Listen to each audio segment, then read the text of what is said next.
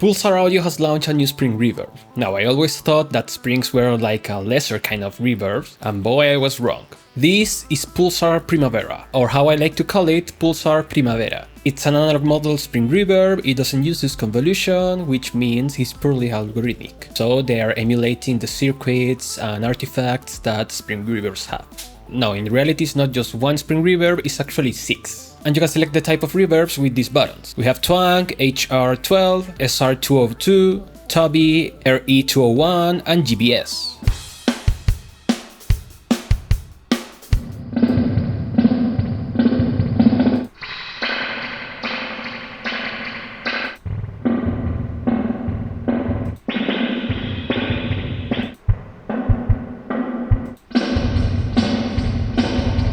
By the names you can guess which hardware units they are emulating, but still for some of them they took some liberties, especially for Twang and Tubby. So of course you will find every parameter that any reverb has, like decay, pre-delay, width, even a high pass and low pass filter, and some nice utilities as for instance the ducking, so it doesn't interfere with the dry signal. I'm hiding, come find me. So frightening, I'm out of my mind. The best part is that you can sidechain to the ducking. I'm hiding, come find me. So frightening, I'm out of my mind. Now, of course, this has its own twists that makes it more unique, but first let's make some tests so we hear how it sounds.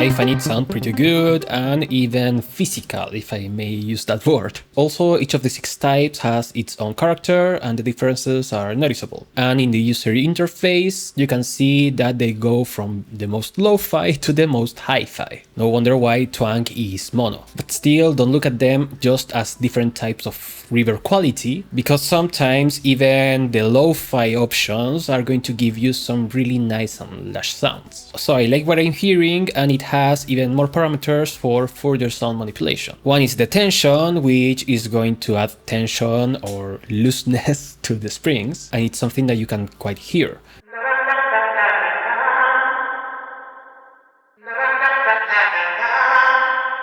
That's why I believe it's quite a physical kind of reverb. With the more tension that you apply to the springs, the sound is going to be more stable and even brighter. But with less tension, it becomes a little bit more unstable and darker.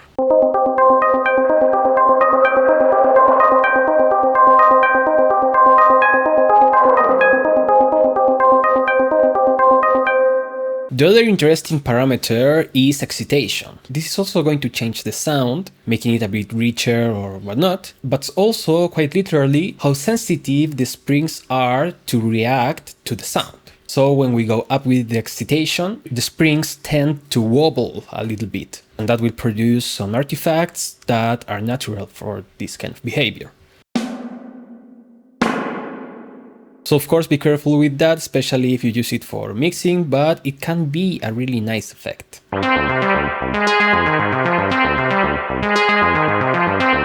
Then of course we have the width control. Now all of these parameters are going to sound differently depending on the reverb model, because of course the reverb model will change the nature of the springs. So some are going to get more easily excited and others will react differently to the tension, changing completely the sound.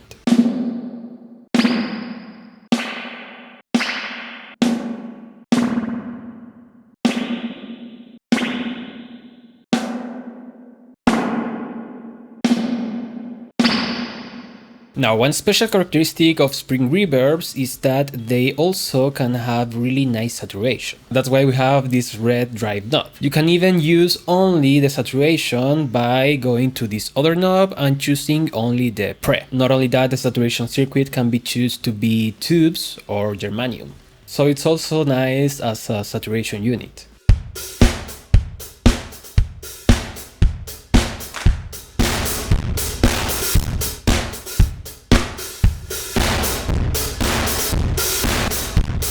Now, there's one more thing that caught my attention. You can actually hit the springs. This is because many spring reverberation units, even modern ones, have the springs exposed, and touching or playing around with them will create different kind of sounds, which can be really fun to experiment with.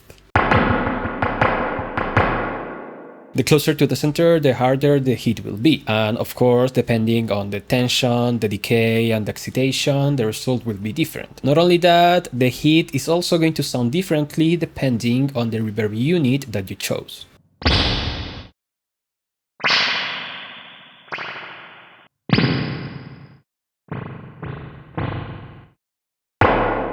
So you have a lot of different colors for this kind of hit. For some, this can be just a gimmick. For me, it was a creative opportunity, because I actually sampled a lot of these hits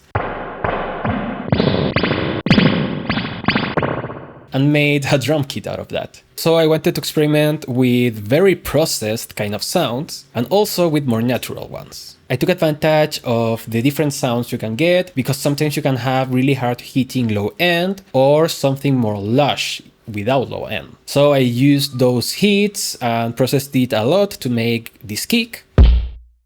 But also I processed it less to make this more lo-fi kind of kick.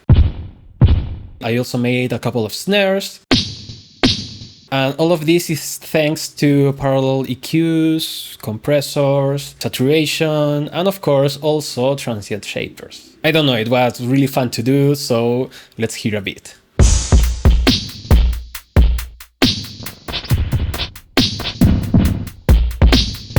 We can take it even further and use Bitwig Sampler to make some instruments.